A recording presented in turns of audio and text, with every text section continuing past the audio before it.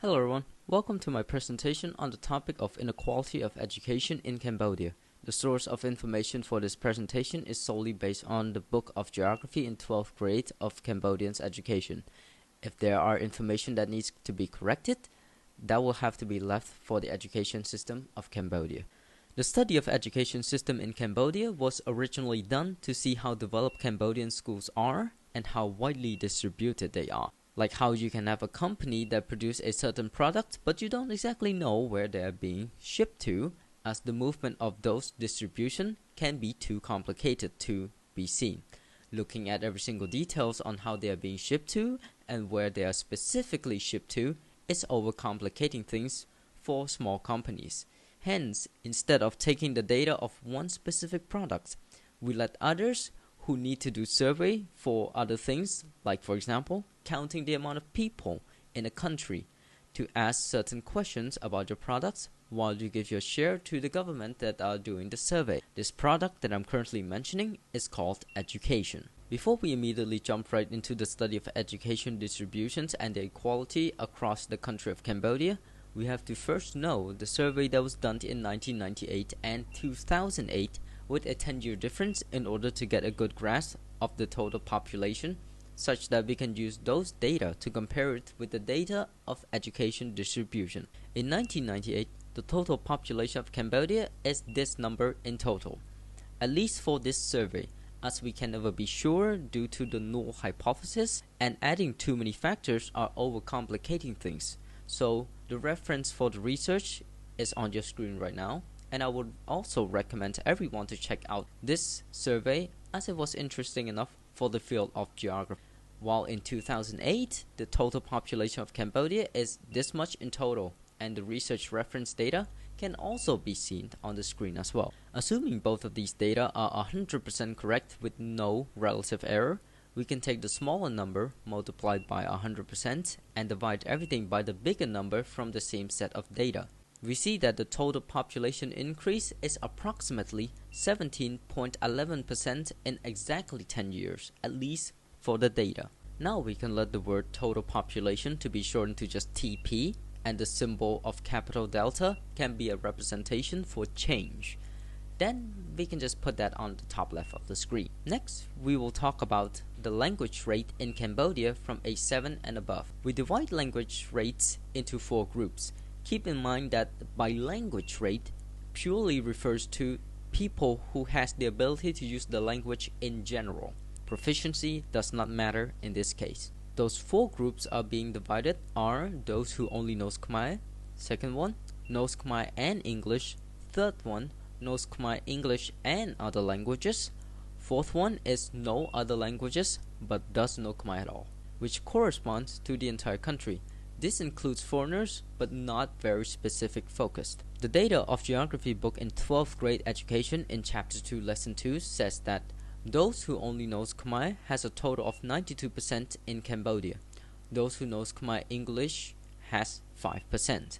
Those who knows Khmer English and other languages has 2%, while those who knows other languages besides Khmer has a total of 1%, who we can assume they are Gaijin. Now we can get into the education system in Cambodia.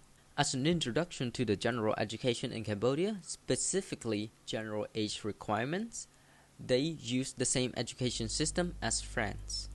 Normally, a child would go to preschool at age 5, or known as kindergarten for you Americans out there. After age 6, once they finish preschool, they can go to a school that is not called preschool, which is called primary school in this case. They study from classes called grades from grade 1 to grade 6, a total of 6 years to finish primary school. After they finish primary school, they are noted to the state of education that that individual has finished primary school.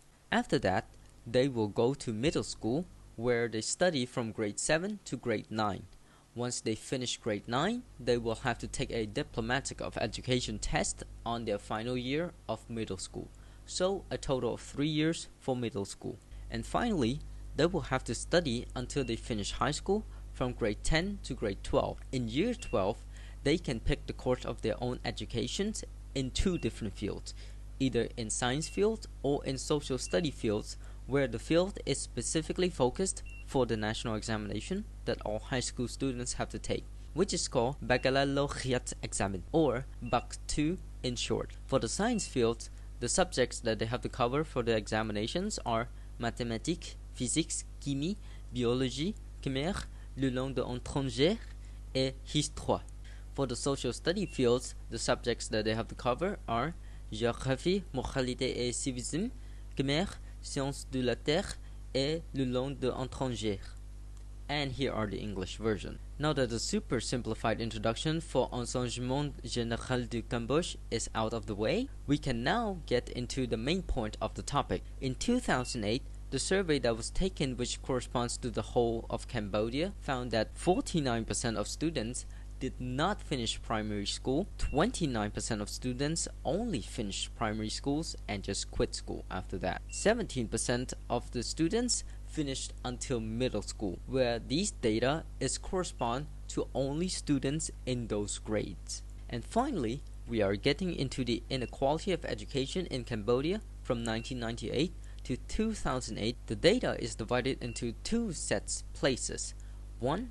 Rural area, or should we say the countryside. 2. Urban area, or should we say the city. Keep in mind that this data is in 2008 of Cambodia, where not many people moved into the city yet, and this is as old as the iPhone 3G.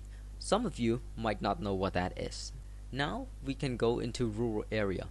The total population in rural area in 1998 are this number, and in 2008 are this number, while those who are registered to schools in 1998 are this number, and in 2008 are this number.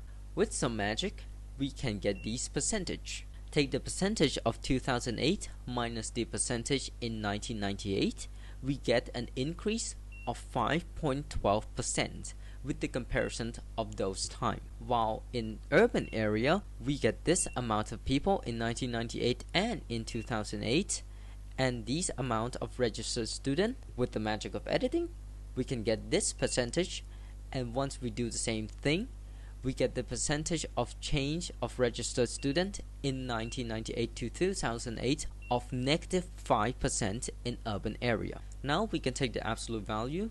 When we take delta percentage L2 and delta percentage L1, take that and minus up to each other, we get a value of 10.12% difference, which is not exactly bad, but it is a direct proof that the education in Cambodia is not equally distributed. The reasons for these differences might be due to the fact that some parents might not let their child go to education. Second one, it could be that they forgot to register the student to the database. The third one, not having enough schools. Fourth one, it could be lack of cash. And this is all I have for my presentations, and this is my proof for inequality of education distribution in Cambodia from 1998 to 2008. Thank you for listening.